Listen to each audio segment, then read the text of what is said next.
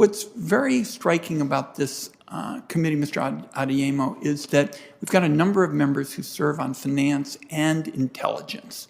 And your background has a very impressive intersection between those two areas, economics and intelligence. And in our meeting, we discussed your national security experience and how Treasury's purview through the Financial Crimes Enforcement Network, the Committee on Foreign Investment in the United States, sanctions policy would be an important part of your duties, and also to make sure that any money laundering efforts were ones that we examined very carefully, because we only want transactions that were held to high standards. So I have a couple of items I want to touch on, but in the context of how you plan to address this part of Treasury's portfolio. And on day one, I'm struck by this matter of widespread interest on sanctions stemming from the executive order on China in November. And it obviously had national security implications. And I would be interested, as part of your answer with respect to this part of your portfolio, is what kind of approaches would you recommend to go after the top Chinese firms in this area, and what kinds of targets would be appropriate? So give us your general views, and then specifically that question, because a lot of members are getting asked about it. Well, Senator, let me start by thanking the members of this committee and Congress for the work that was done in the NDAA to advance legislation that would give us additional authorities. When I served in the Obama administration on a regular basis, when I would visit with international counterparts, they would ask why the United States didn't have legislation that could look at beneficial ownership. And I couldn't give them a good answer. Now I can, and I'm appreciative to the members that have worked on that. If confirmed as Deputy Secretary of the Treasury, one of my primary goals will be implementing that legislation in order to put us in a position in which we can protect the country. Stepping back and addressing the committee's interest in China, as the President has made clear, China is our top strategic competitor.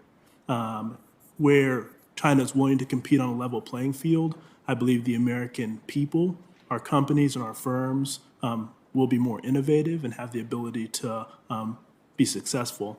Where China is not willing to play on a level playing field, it's important that we hold them accountable to the rules that they have agreed to in the international system.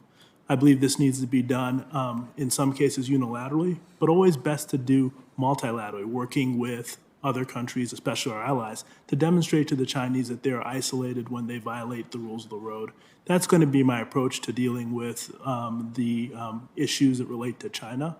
With regard to the executive order that you mentioned, I look forward to sitting down with my colleagues at the Treasury Department and the government to understand implementation and how it's being implemented, and to working with you and members of the committee to look at how we can use the tools that exist today to hold China accountable.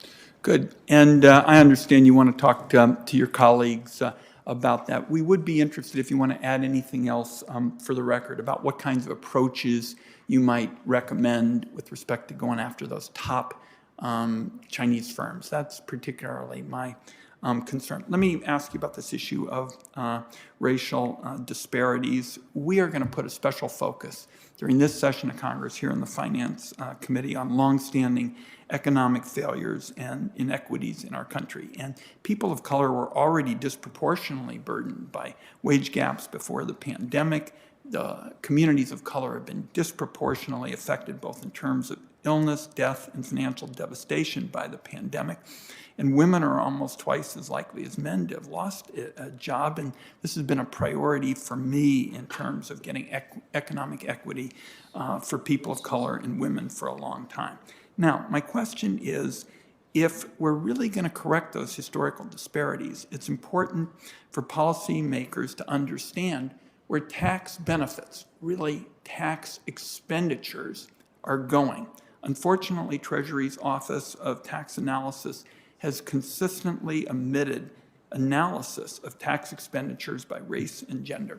So my question, Mr. Adeyemo, and I think we've talked with you about this, would you support including this important tax analysis by race and gender in Treasury publications, and commit to working with all of us, Senator Crapo, I, and others, to obtain this important transparency into our tax system?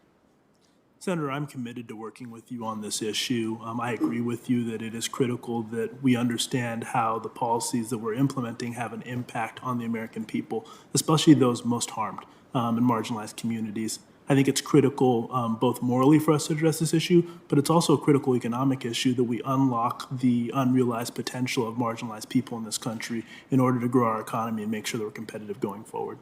Okay.